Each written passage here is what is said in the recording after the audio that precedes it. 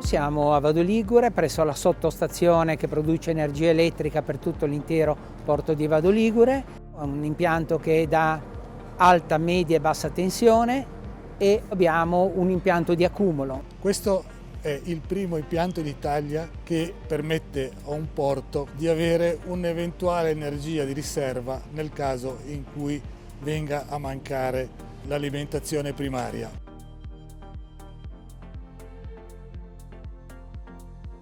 Le caratteristiche che rendono questo sito così innovativo sono appunto legate alla possibilità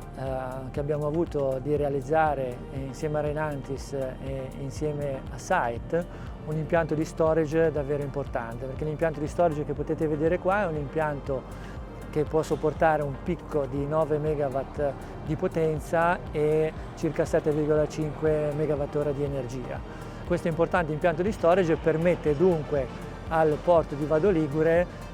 di essere alimentato con estrema affidabilità, in quanto potrebbe addirittura fungere da gruppo di continuità nel caso il porto subisse una mancanza, un buco da parte della rete nazionale. È importante dire che questo primo esempio permette e permetterà di sviluppare ulteriori opportunità per alimentare il porto da fonti rinnovabili. Molto vicino a noi ci sono degli impianti eolici che un giorno potrebbero essere anche collegati a questa sottostazione per poter dare al porto una grossa fetta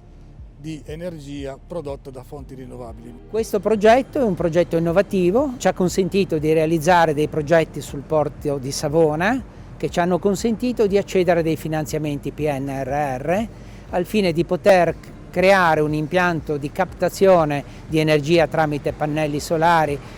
in corso di realizzazione sui tetti dei capannoni portuali, con impianti di accumuli e potenza sufficiente a garantire la piena copertura del fabbisogno degli ambiti portuali di Savona. Questo progetto tende a creare le condizioni perché venga realizzata una prima comunità energetica portuale, con la finalità di avere la piena autoproduzione di energia da fonti rinnovabili per le necessità del porto di Savona e il porto di Vado.